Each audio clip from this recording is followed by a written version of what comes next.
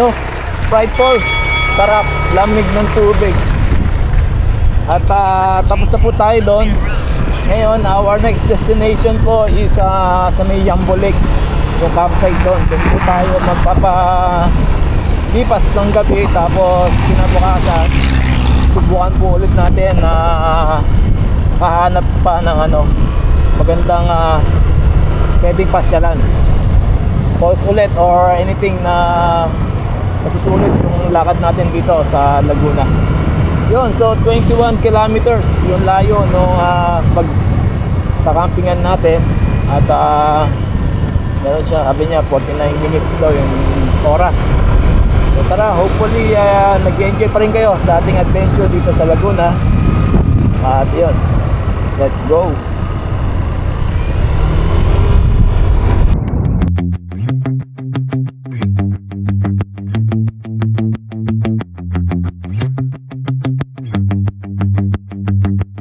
Hi.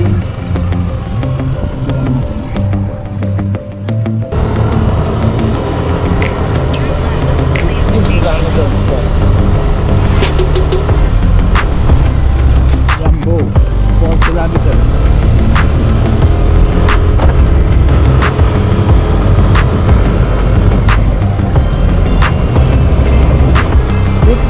Meters. Camp Yambo. Ngayon, Yambo Lake. Parking area, FA parking. May pa ng parking area, parang Taytay style. Parking area, parking area.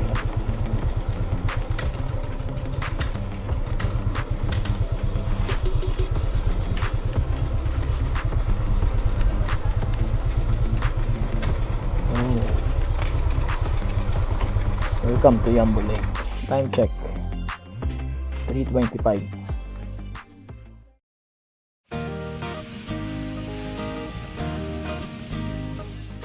Alright, you know, Yambo Lake dito sa Nagcarlan, Laguna. Ayos, panalo, ganda. At ayan, ito po yung pinaka-campsite nila.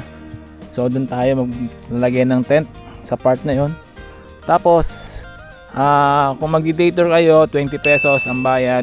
Pag mag-overnight camping, which is ayun, din po yung ginawa natin ay 140. At syempre meron din na tawag dito floating cottage.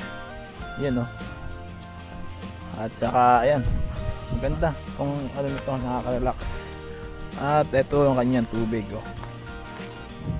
Yun. Ayos.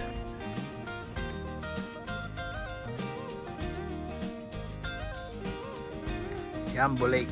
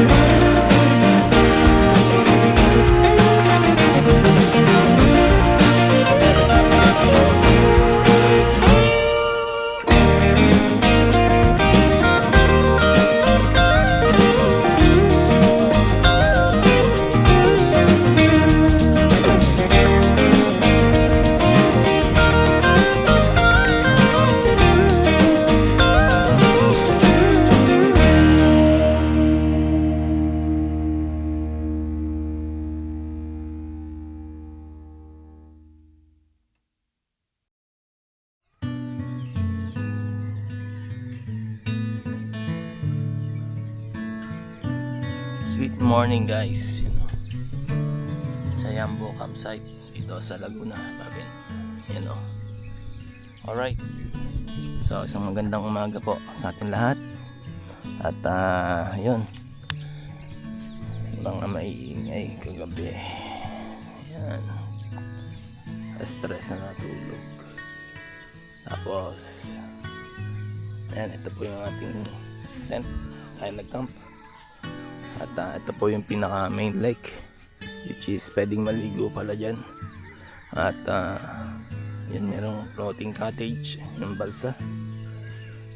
Yung mga cottage din, ang range ay 500 to 800. So silipin natin yung mismong lake. Yun. Ayos.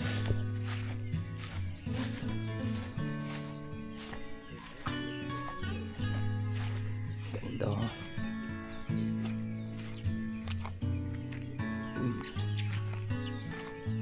Parang nag-low tide. Yun, ay mga ibang campers na siguro. At ganda, presko dito, sariwa, tahimik, talagang makukunik ka sa nature. Ayos. Saan ka pa? Trip adventure na. Yeah. Tapos na po tayo mag-camping dito sa Yambo Lake. Ganda yung place. At perfect na perfect para sa mga magjojowa. Ayun, family bonding din, siyempre magkakaibigan. At mura lang yung kanyang tent pitching, 140, day tour 20 pesos kung tamang pasyal lang. At yun, ang ating next destination po ay pupunta po tayo ng Bunga Falls. So ito yung ating last destination kung saan silipin lang natin yung falls dito. At may layo siyang mga siguro mga 5 to 8 kilometers kasi mahina ang signal, wala tayong Google Map ngayon. At ayun, tara, hopefully ay maganda rin tong mapupuntahan natin ngayon na Bunga Falls. Dito rin din sa Nagcarlan, Laguna. Let's go. 2.2 kilometers na lang yung Bunga Falls. So ang lap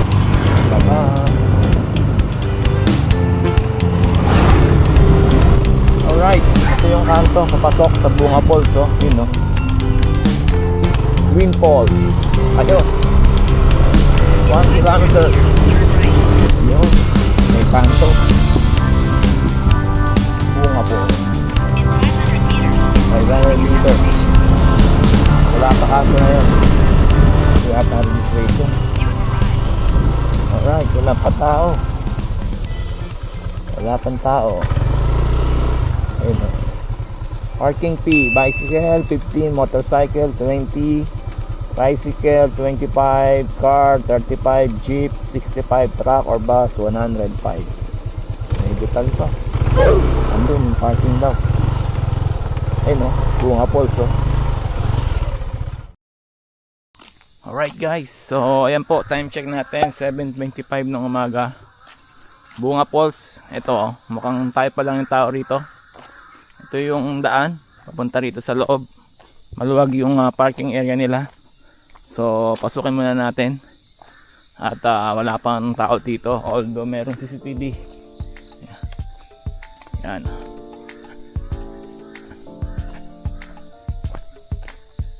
Dito yung daan. Alright. So kailangan natin bumaba. Cottage, wala tao.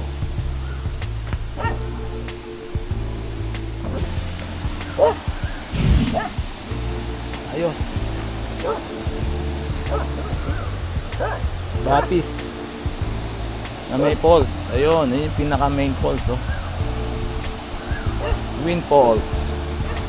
So ayun mga ka-trip adventure, welcome to Bunga Falls. Ayun, Wind Falls dito sa Nagcarlan. Ayos, panalo. Diba? Ang ating last destination sa ating Laguna adventure. Wala pang tao. At may mga naglalaba doon. Gapapay. Yun, diba? Panalo. Ayun yung bundok. At ito, yung magandang falls.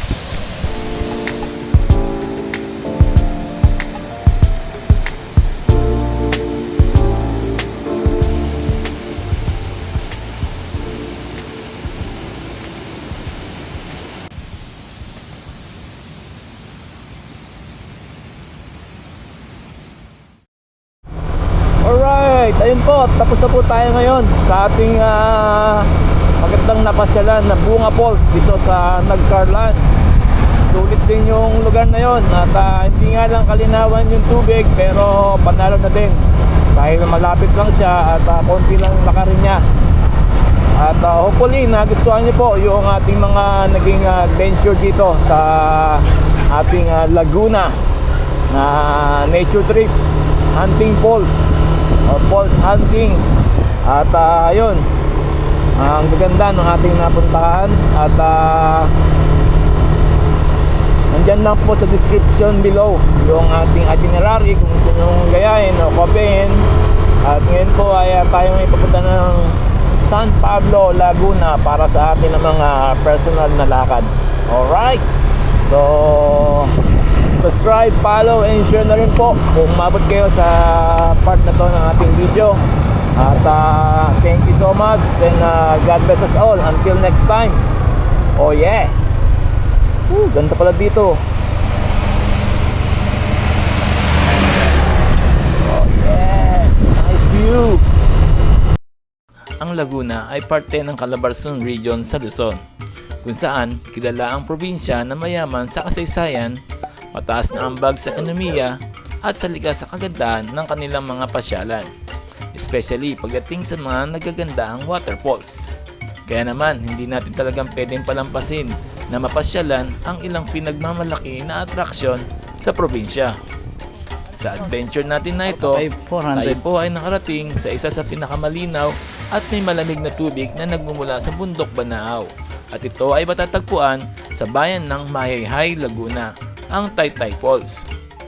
Grabe, sobrang dinaray talaga ang lugar na ito dahil nga perfect na perfect siya sa summer outing ninyo. At syempre, pagkatapos natin dito ay tayo naman ay dumiretso sa sikat na Sprite Falls sa bayan pa din ng Mahihai. Mala Sprite daw kasi ang tubig dito na talagang refreshing at mapapawi ang pagod ninyo.